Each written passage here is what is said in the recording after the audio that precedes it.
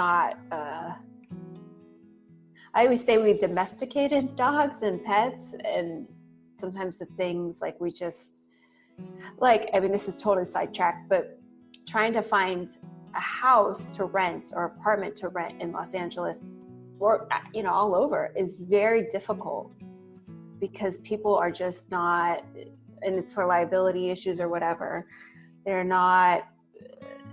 don't want, I don't know. I mean, there's a lot of reasons, but it makes it very difficult for people to have pets when renting in LA.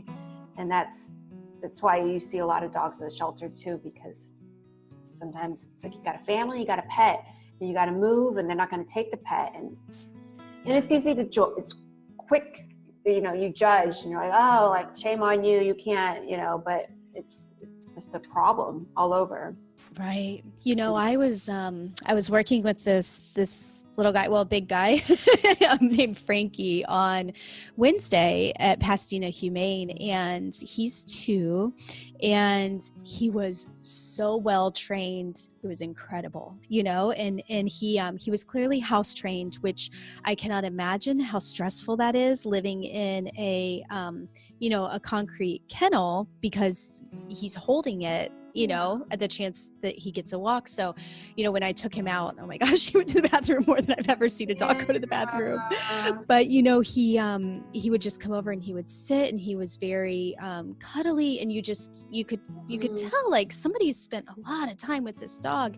And so I asked, and they said, yeah, sure enough, the owner switched apartments. The landlord wouldn't allow him to have the dog, and, you know, the dog's there. And I think, you know, I guess that only really goes to landlords to be able to kind of change that, but you do completely understand why it is the way it is. And, you know, I think, I suppose education, you know, Dean told me one time, like, you know, he was telling me he had a pit with him, and he said, did you know that pit bulls used to be the nannies and like the English culture, the British culture? And I was like, oh my gosh, that's so fun and amazing, and just not the perception that we have of pits.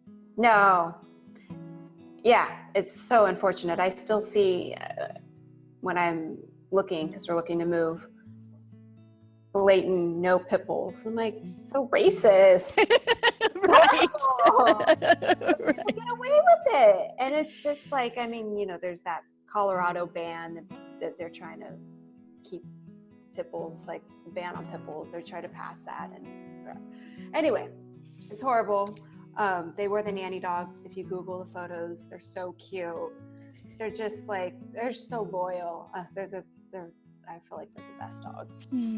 And they're the ones that we end up working with the most, huh? When you volunteer at a shelter, at least in LA, I don't know if it'll be the same way like across the country or across the world, but at least in LA, the majority of the dogs you work with are pit bulls or chihuahuas, or a mix, you know, not a mix of the two, but a mix. That happens too, but chihuahua mix, a pit mix.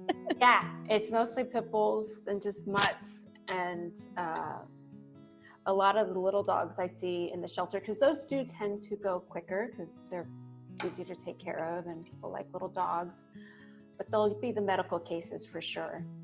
A Park Coastal Rescue does a great job at rescuing the small dogs that, I mean, geez, these transformations, just, you know, you see this matted, just neglected young dog, and then in 2-3 months, it's just like this fluffy dog that you wouldn't even know when you first saw it, and it was just, you know, living in a backyard its whole life. And so yeah, but it is mostly big dogs that kind of get they end up cute puppies, and I think people forget that these dogs are going to get really big, especially pit bulls.